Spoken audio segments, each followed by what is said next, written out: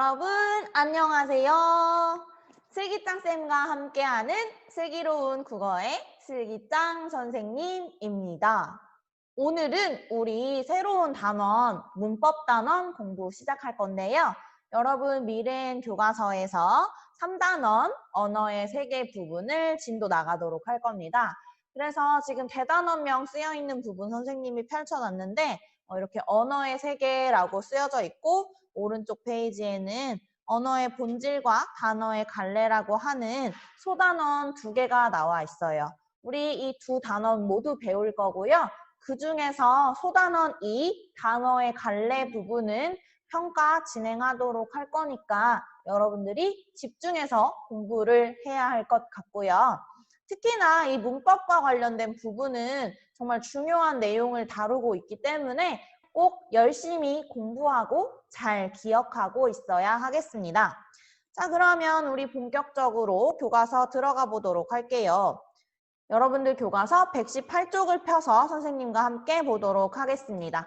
자, 대단원 3단원에서 소단원 1은 언어의 본질이라는 제목을 가지고 있는 단원인데요. 여기서 여러분들에게 질문을 한번 해볼게요. 여러분들 본질이 과연 무엇일까요?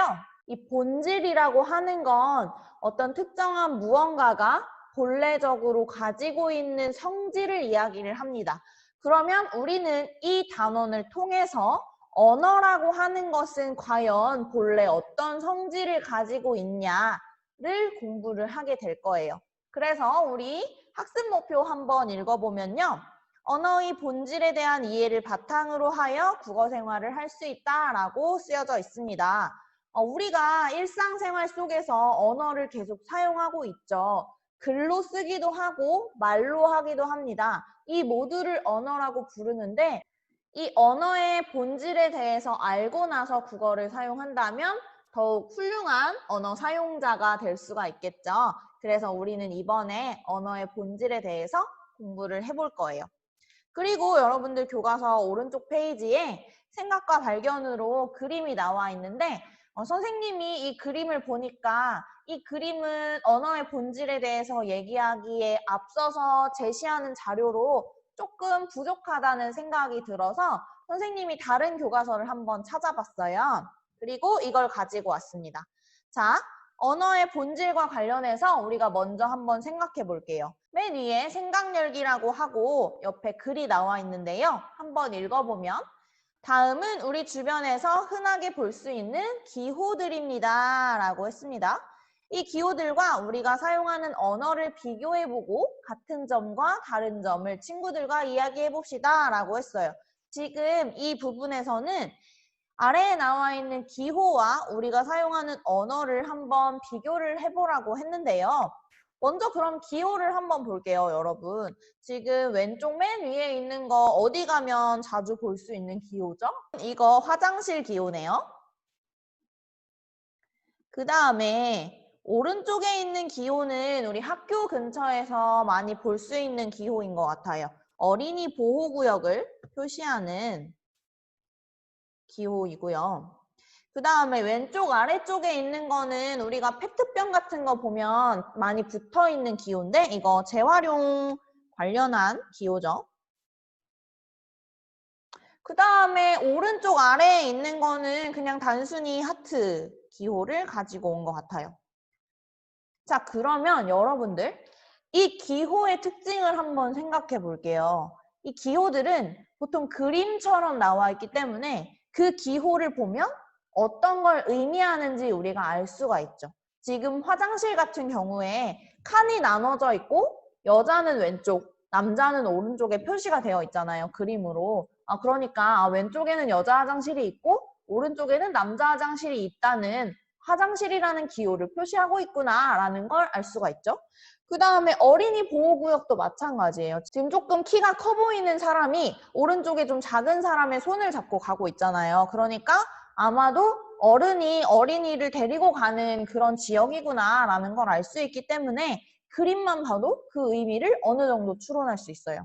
다음으로 재활용 표시는 지금 화살표가 이렇게 돌아가는 모양을 가지고 있잖아요. 그래서 이것도 계속해서 다시 활용한다는 의미구나 라는 걸 기호를 통해서 알 수 있고, 마지막 하트 무늬 같은 경우에도 이 하트 무늬가 심장이랑 좀 비슷하게 그려졌다는 거 우리 알고 있잖아요. 그렇기 때문에 마음 혹은 뭐 사랑 이런 걸 의미하는 기호구나 라는 걸 우리가 알 수가 있어요.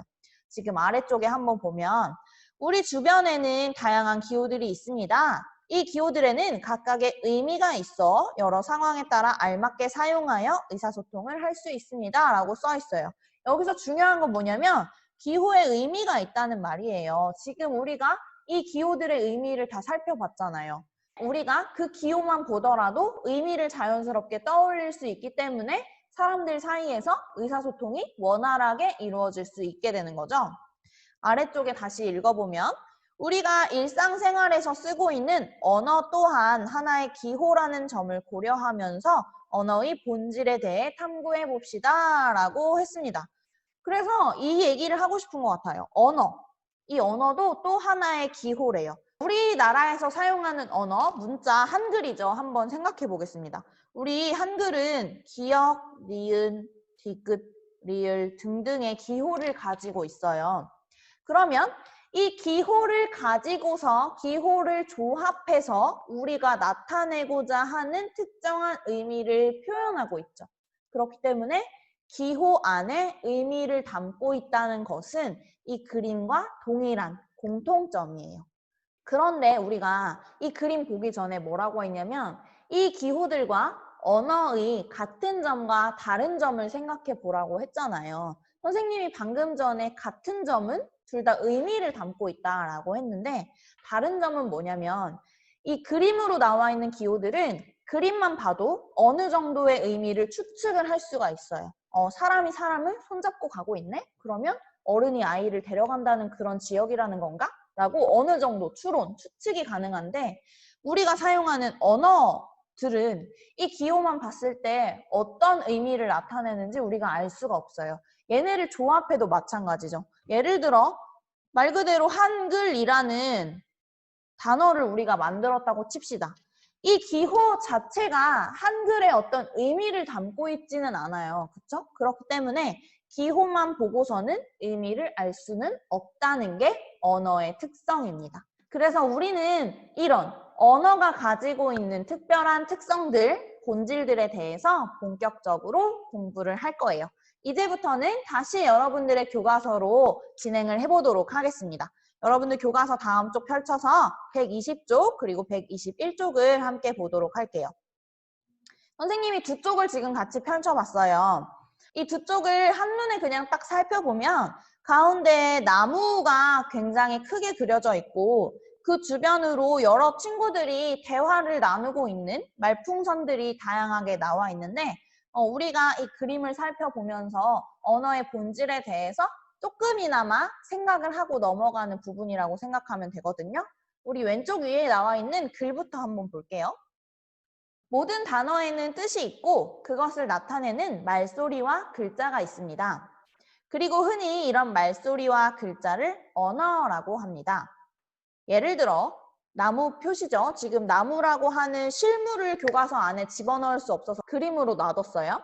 이 나무라는 것에는 줄기나 가지가 목질로 된 여러 해살이 식물이라는 뜻이 있고 우리는 이 나무라는 실물을 보고 그것을 나무라고 쓰고 그것을 나무라고 발음합니다. 일상생활에서 늘 사용하는 언어에 관해 우리는 얼마나 알고 있을까요? 라고 질문으로 끝을 냈습니다. 지금 여기서 되게 중요한 얘기를 하고 있는데 모든 단어에는 뜻이 있대요. 우리 아까 기호는 그 기호 안에 의미를 담고 있다고 했잖아요. 그러면 이 뜻이라고 하는 건 의미랑 같은 말인 것 같아요. 모든 단어는 그 단어만의 의미를 가지고 있죠. 그리고 그 의미를 나타내기 위해서 단어마다 말소리랑 글자를 가지고 있어요. 그래서 쉽게 생각하자면 아까 우리가 살펴봤던 이거 있죠. 실물. 실제로 존재하는 이 나무라고 하는 것의 의미는 아래쪽에 나와 있는 것처럼 줄기나 가지가 목질로 된 여러 해살이 식물이라는 뜻이 바로 의미죠. 근데 그 의미를 길게 늘 설명하면 힘드니까 우리가 언어를 만들었어요. 그 언어를 말소리로 나무라고 발음을 하고요. 글자로 쓸 때도 나무라고 쓰죠. 임의적으로 이렇게 만들어서 쓴 거예요. 이런 말소리와 글자를 합쳐서 언어라고 부른다고 했습니다. 그러면 여기서 알 수 있는 건 특정한 의미를 표현하기 위해서 말소리 그리고 글자라고 하는 껍데기죠. 형식적인 걸 우리가 가지고 왔다는 거예요. 그것도 일종의 기호로 표현이 된다는 겁니다. 이 부분 조금 어려울 수도 있으니까 그림을 보면서 다시 한번 생각을 해보도록 할게요. 자, 위에 두 학생의 대화 먼저 보겠습니다. 남학생이 이렇게 얘기했어요. 이것 봐, 나무가 참 크지 않니? 그랬더니 여학생이 그런데 말이야, 왜 저거를 나무라고 부르지? 저거 나무라고 꼭 불러야 될까? 라고 질문을 했어요. 선생님이 그냥 의미만 나타내기 위해서 저거라고 했는데 실제 사물이 있어요. 그거를 나무라고 일반적인 사람들은 부르는데 그거 반드시 꼭 나무라고 불러야 될까요, 여러분?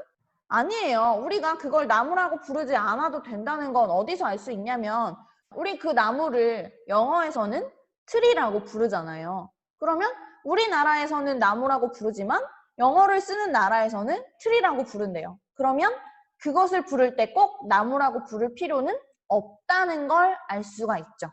이걸 우리 언어에서는 언어의 자의성이라고 부릅니다.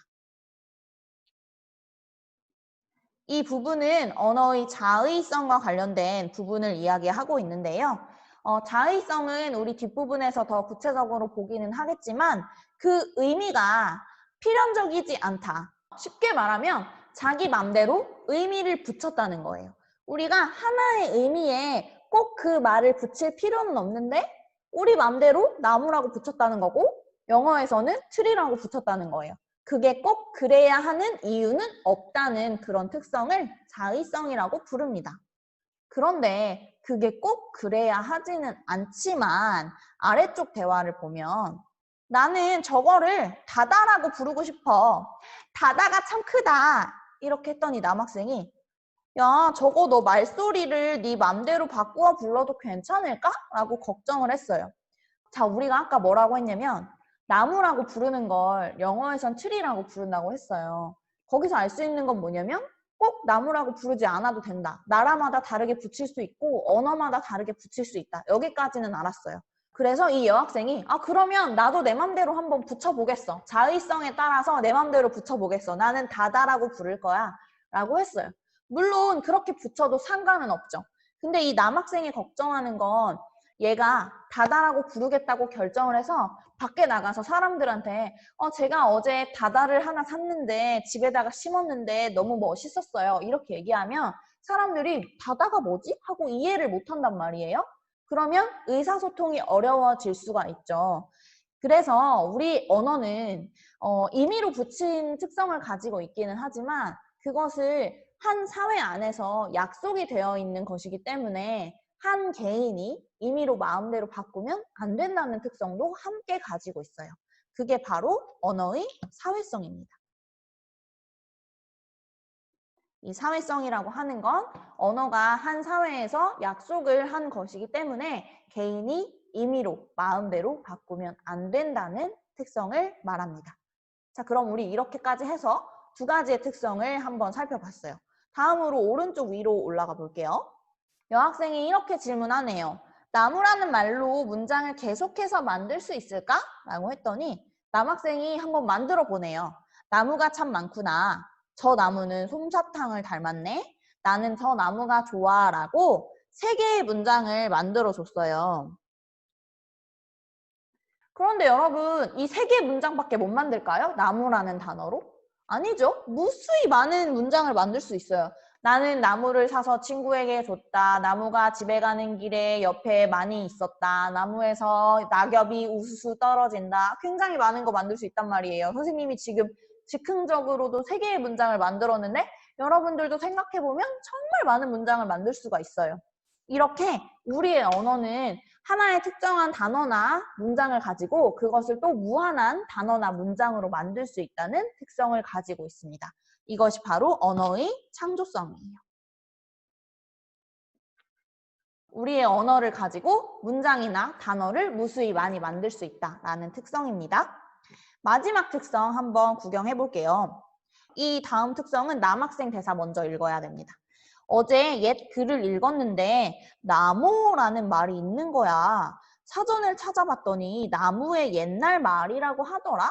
라고 했어요. 그랬더니 여학생이 그럼 옛날과 오늘날의 나무를 부르는 말이 다른 거야? 라고 질문을 했습니다. 자, 지금 우리는 나무라고 하지만 옛날에 조선시대를 이야기합니다. 조선시대에는 나모라고 불렀대요. 자, 이 두 개 여러분 써있는 문자가 같나요? 다른가요? 맞아요. 달라요. 우리 이렇게 언어가 달라질 수 있을까요? 네, 달라질 수 있습니다. 실제로 옛날에 썼던 걸 지금 아예 안 쓰기도 하고 그 다음에 예전에는 아예 없었지만 지금은 새로 생겨난 외래어 같은 것들도 굉장히 많죠. 이렇게 언어는 계속해서 변화하는 특성을 가지고 있거든요. 이것을 언어의 역사성이라고 부릅니다. 시간이 지남에 따라서 역사적으로 봤을 때 언어가 바뀔 수 있다는 특성이에요. 그래서 우리는 이 그림을 보고 언어가 4가지 특성을 가지고 있다는 것을 알았어요.